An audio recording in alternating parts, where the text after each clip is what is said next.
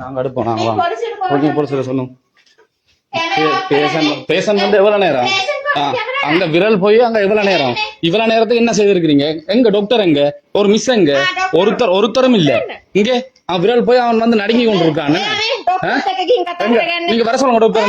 நீங்க டாக்டர் வர சொல்லுங்க. நீங்க டாக்டர் வர சொல்லுங்க. இப்ப இங்க இந்த விரல் போய் இப்ப அட்மிஷன் ஆகி எவ்வளவு நேரம்?